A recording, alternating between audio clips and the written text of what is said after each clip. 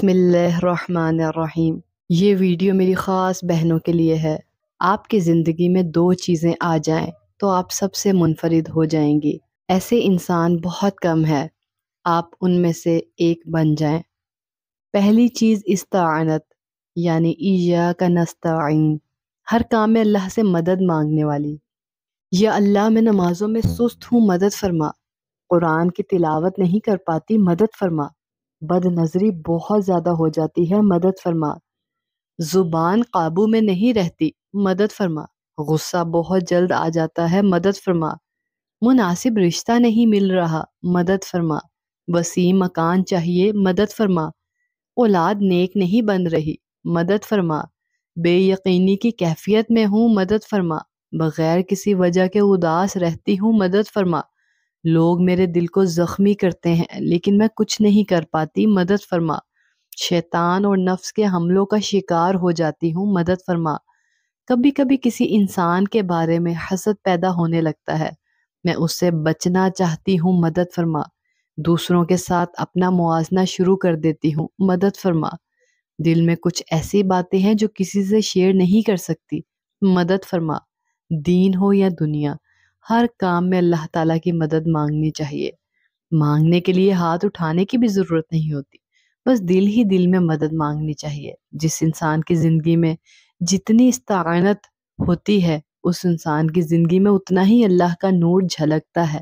آپ نماز میں تو ایاک نستعین کہتی ہیں، لیکن آپ اسے اپنی زندگی کی صبح و شام میں، رات دن میں، خزاں بہار میں، صحرا گلستان میں اتار لیجئے۔ پھر دیکھیے زندگی کے رنگ ڈھنگ کیسے بدلتے ہیں اور آپ اپنے آپ کو اللہ کے کتنے قریب محسوس کرتی ہیں۔ دوسری چیز ہے استعاذہ، یعنی شر سے پناہ۔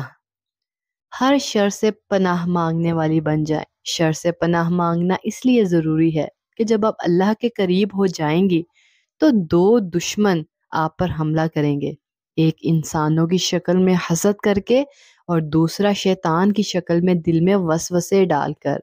اللہ کے قریب ہونا ایک خزانہ ہے، اور جتنا بڑا خزانہ ہو اتنے ہی زیادہ چور ڈاکو اسے لوٹنے کی کوشش کرتے ہیں۔ ہر لمحہ شیطان کی کوشش ہوگی کہ آپ کو اللہ سے دور کرے۔ آپ نے کہنا ہے، اے اللہ مجھے اپنے باطن کے شر سے بچا، مجھے شیطان کے وسوسے سے بچا، مجھے حاسدین کے شر سے بچا، اپنی تمام مخلوق کے شر سے بچا، چھپ کر ڈنگ مارنے والوں کے شر سے بچا، گھر والوں، رشتہ داروں، دوستوں، اولاد، کاروبار، ادارے، office, company, school, hotel, park کے شر سے بچا۔ جہاں جہاں شر ہے، چاہے میرے اندر ہے یا دوسروں کے اندر، اس سے مجھے اپنی پروٹیکشن میں لے لے۔ میں آپ کی رحمت کے پروں میں چھپنا چاہتی ہوں، جہاں دنیا کی کوئی مخلوق مجھے چھیڑ نہ سکے۔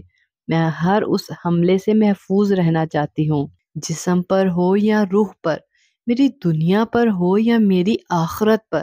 یہ دو چیزیں یعنی استعانت اور استعاذہ آپ کی زندگی کو ایسا تبدیل کریں گی کہ آپ خود حیران رہ جائیں گی۔